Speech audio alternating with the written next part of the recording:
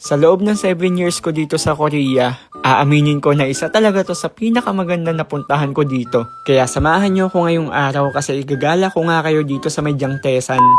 Yo, ano nga si Yo? Matagal-tagal na nga din na hindi ko nga kayo naigagala sa mga magagandang lugar dito sa Korea. Pero bago nga ang lahat ay outfit check nga muna. Eto nga mga suot ko ngayon is mga nabili ko nga lang yan sa ukay. Anyway, sumakay na nga ako ng bus and yung pupuntahan nga natin is isa nga siyang tourist destination dito sa Daejeon. At kahit taga dito nga lang din ako sa Daejeon is ngayon pa nga lang din ako makakapunta dito. Kaya naman sobrang aga ko din gumising para umalis. Bali dito nga pala is nag-transfer nga pala kami ng bus. And kung mapapansin nyo kanina yung sinakyan namin na bus is kulay blue tapos ngayon naman is kulay green. At may mga meaning yan dito sa Korea. At eto nga sasakyan namin ngayon is sigurado kang hindi maliligaw. Kasi yung pupuntahan nga natin is yun nga yung pinaka last destination nitong bus na to. Kung taga Daejeon ka is madali na lang magbiyahe para sa'yo kapag ganito. Pero kung manggagaling ka naman sa labas ng Daejeon is madali lang din naman. At finally nandito na nga kami sa may Jangtesan. Diba pagbaba pa lang talaga ng bus is napakagandang scenery na talaga agad yung bubungad sa'yo.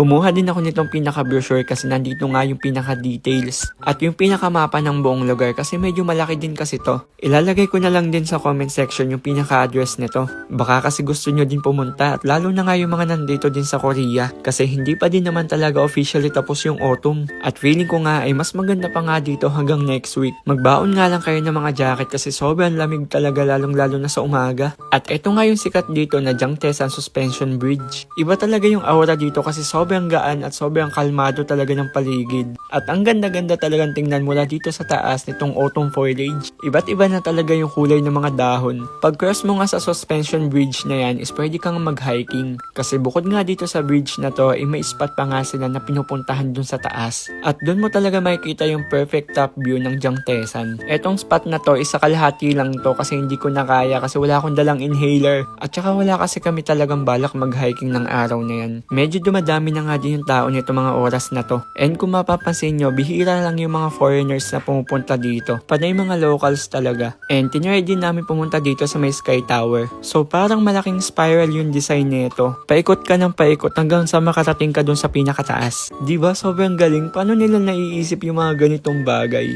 Sobrang creative kaso pagdating nga lang namin dito sa may taas, hindi naman kami masyadong nagtagal. Sobrang nakakahilo kasi medyo umuuga din kasi yung pinaka-structure niya. At saka siguro nahilo ko kasi pinaikot-ikot ako eh. At nung nakababa na nga kami, syempre nakakagutom. Buti na nga lang at may mga stalls nga din sila dito. So bumili lang ako ng pungupang o yun yung pancake na hugis isda. Masarap din tong Korean snack na to kasi meron siyang red bean paste sa loob. Mas gusto ko nga sana yung custard cream kaso wala na nga daw sila nun. Tapos may mga donkey nga din pala dito na pwede mong rentahan. First time ko lang makakita ng ganyan, para lang pala siya maliit na kabayo. At syempre hindi ko pa palampasin itong hotdog kasi favorite ko talaga to eh. Ang galing nga kasi kahit madaming tao is self-service pa din yung pagbabayad. Tapos nakasulat sa spatula yung pinaka-number mo. At sobrang sarap ng hotdog.